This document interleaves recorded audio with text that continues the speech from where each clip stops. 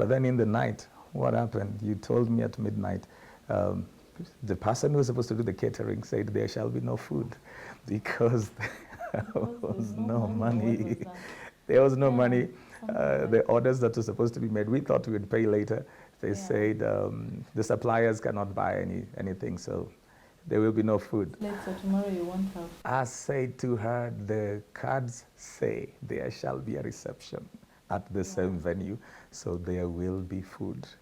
And the next morning, the husband to the caterer came to see me because they were calling early in the morning. They were calling. I was putting up with some friends in Ngumba then for that night. And they were calling me and they wanted to know, how much do you have?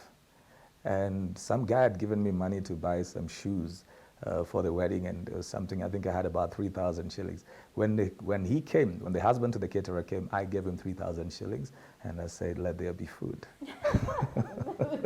Quite an amount, but... I can't remember, but they were expecting quite some money. You know, I said, you work with us. But this was my faith, that God will multiply food. You know, when we finished after the wedding, it is the lady who was doing the catering who told us God multiplied food. She said that herself. I didn't say it. She's the one who said God multiplied food. Because people came in and they were able to eat, and there was leftover. So that was part of the drama in the morning. I think I was getting a suit Saturday morning. That day there was so bad traffic. I had no car to pick me. The only available car, I sent it to South Sea to go and pick the bride and the girls, and then go to Ngong Road. So they got there quite late. I had no car to pick me. The best couple that we should have used backed out, I think, a week to the wedding, you know. So we had to step in best couple quite very quickly. They were very scared. They said, we don't have what to wear. We said, just get anything, put it on and come along. The men who were to be in my line could not afford the suits of, was it 4,000, 5,000 or 3? They couldn't afford, so they all backed out. So I got some preaching friends, and I told them, you guys are coming in. And they were all foreigners. One was a Ugandan based in South Africa, one was a South African, and then another one, a Ugandan based in Uganda. They had come to visit, they were preaching at a certain church. So I told them, you guys are coming in.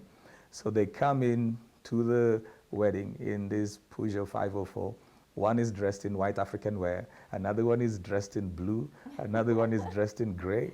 I jumped into a Matatu from Ngumba, you know, because I couldn't wait. So I came out alone all the way to the city center, and then from there picked up a little girl, my sister's daughter, whom The flower girl.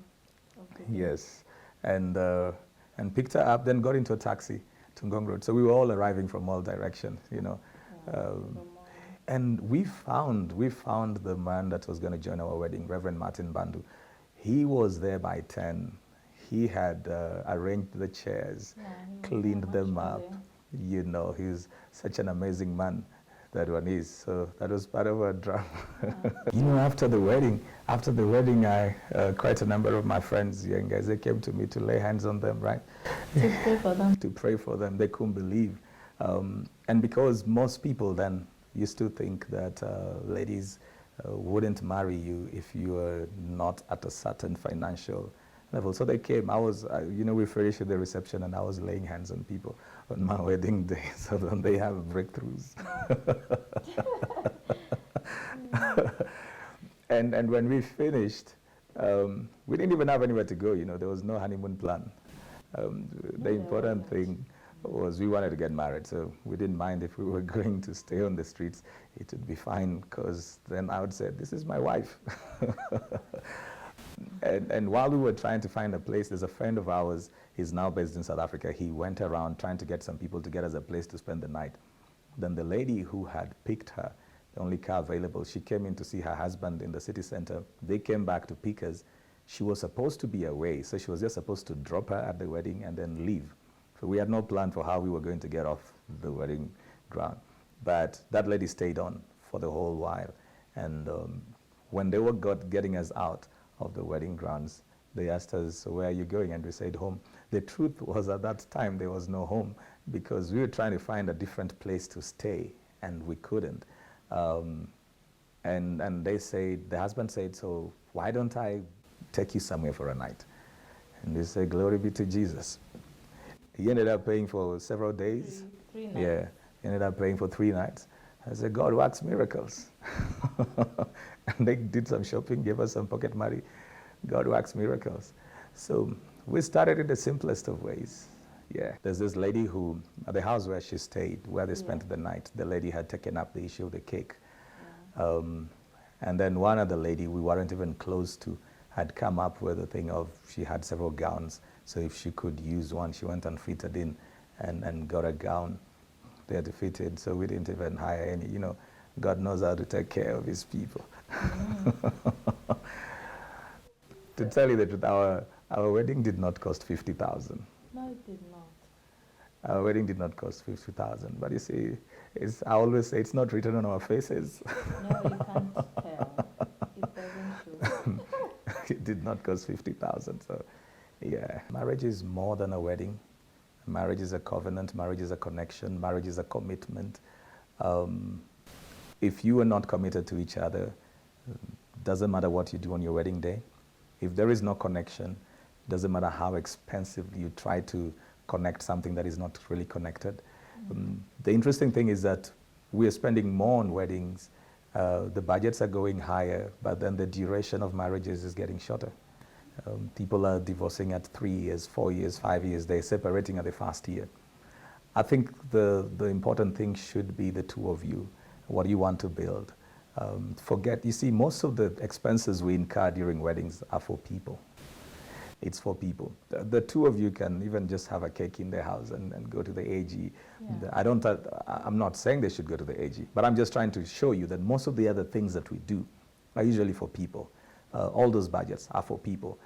So some of those budgets are the size of our egos, where we think that we've got to look in a certain way. It doesn't make sense to spend 1 million on a wedding and then go back in the back of Kayole somewhere in a room and then you start living life over there and you struggle to pay your rent of 6,000 shillings and you have photos from a glamorous wedding. You should have invested that money. There's a couple that we mentor, and when they were going to get married, we told them, talk to your committee, let them pay your rent. That would make more sense as you begin. And they took it, and their committee paid rent for 10 months. I thought that is that's better, than spending everything on the wedding day. If you have the money and you can afford it, it's all right. But don't make enemies out of big budgets. People didn't give me money, people didn't support me. You're trying to look in a certain way that you can't sustain it. The Bible says that your beginning may be small, your latter days will be greater. So you grow. In marriage, you start from a place and then you grow. You look back, now we're laughing about where we've come from, and it's only 12 years. It's only 12 years, we've walked a journey. I think that's better, because then every day, every step that you take, it strengthens your relationship, because you look at where you were and where you are right now. And even when life hits you with anything, you can always tell yourself, we used to be down and we've come up. So if you have the money to afford it, that's fine. If you don't have it, don't kill yourself. You really don't have to. Don't kill yourself, because eventually, after the wedding, everybody leaves. And it's the two of you that are left over there, so you don't get under pressure.